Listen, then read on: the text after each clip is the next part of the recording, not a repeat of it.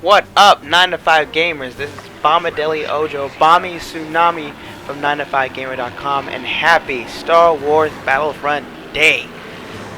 This is a big day for a lot of us Star Wars fans because we have been starved for a good Star Wars game, and even though I'm not fully 100% behind Battlefront, this is the first real Star Wars game that we've gotten in a very long time, and let me tell you, the hype is real. Here I am, playing Fighter Squadron, the first mode that I jumped into as soon as I loaded this up into my PlayStation 4. As you can see, I'm playing as the Slave 1, and I'm tearing through the Rebels like there's no tomorrow. Obviously, if you've been following Battlefront, you know there's different game modes, and one of the game modes that I'm playing here is obviously as Fighter Squadron. The premise is, it's basically this one big furball. You're playing in a dogfight, you're up against it's Rebels versus Imperials, and the main thing is just to blast each other to smithereens. Every once in a while you'll get a Rebel transport or an Imperial transport, and this focuses every person on the team to either go on offense or defense. As you can see here, I'm escorting the Lambda class shuttle outside the map, and I did a terrific job by tearing apart all those Rebels that were on his tail. Again, I picked up the Slave 1 power-up, and I literally tore through several fighters without a care in the world. It's absolutely disgusting.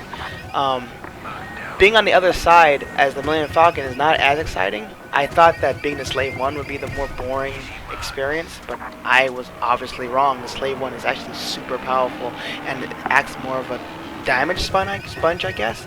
Here you can see on the right it has different types of power-ups that it can, or special movements it can do, like this maneuver right here. But on the right you can see I have different options. On the left, for L1, I have my torpedo launcher, I have a jamming radar, and I have another jamming radar that allows me to basically avoid being hit by missiles for the most part. I'm still trying to figure out what exactly everything does, but as you can see, I don't have a hard time, being that I am a veteran Rogue Squadron player. This was actually super easy.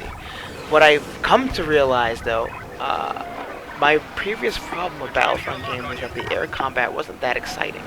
Well, apparently DICE fixed that, because this felt like the most real dogfight I've ever had since X-Wing Alliance Online, and that game came out mid-90s or so, or late 90s. So I will be playing this mode primarily, obviously, because it's such a throwback to my childhood. Again, hero ships, Slave 1 and the Millennium Falcon so far. I've had the chance to play as both, and honestly, I tore shit up more as the Slave 1 than I did the Millennium Falcon. Maybe because I had a little bit more experience and more time with Fire Squad before I got to Slave 1. As you can see here, I'm attacking this Rebels transport with my teammates, and kaboom, it's gone. And that was super simple. At this point in the game, I had no problem just chasing down X-Wings and blasting them out of the air. As you can see, I'm a pretty big ship. I'm a pretty big fucking target, so my health is constantly being decreased by the assault I'm constantly under. But the thing about the Slave 1 is that even though it's such a large target, I had no problem just having to dodge and evade enemy fighters, which is really surprising, being that when I used to play as the Slave 1 in, say, Rebel Strike or Rogue Leader, it was a disgustingly slow ship that could barely move. So it's been so far an exciting experience to play as a Slave 1. When you play as the Millennium Falcon, it's a totally different experience. You're still a pretty large ship, but my power-ups are different. On the Millennium Falcon, I can activate a shield, so it leaves me invulnerable for several seconds to enemy fire. Here, I don't have that, but I do have the two jamming sequences on my Slave 1, meaning that for a little bit I can't be hit by torpedoes and I don't show up on radar, which is pretty exciting. Yeah, this was crazy. The whole experience was... Oh, yeah, I just got blown out of the sky. The whole experience was pretty harrowing as the Slave 1. Here I come back in as the TIE Interceptor. At this point, the match is pretty much over.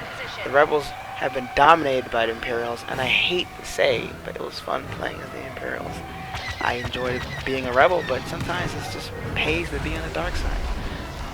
Obviously, when you have a Rebel transport on the field, it pays to take it down because it means major points for your team. So as you can see, we're all trying to put in work to bring down this Rebel transport. That's the main point of the game, if anything. And I got taken down, but that doesn't mean anything. We won in the end. Can't be stopped. Can't stop. Won't stop, baby. The Imperials don't know defeat. And look at that. Number 1. Listen, if you want to join me on Battlefront, look me up. Amro0079. PSN. Also, don't forget to like, follow, subscribe on Twitter, YouTube, and Facebook. I'll see you guys on the Battlefront.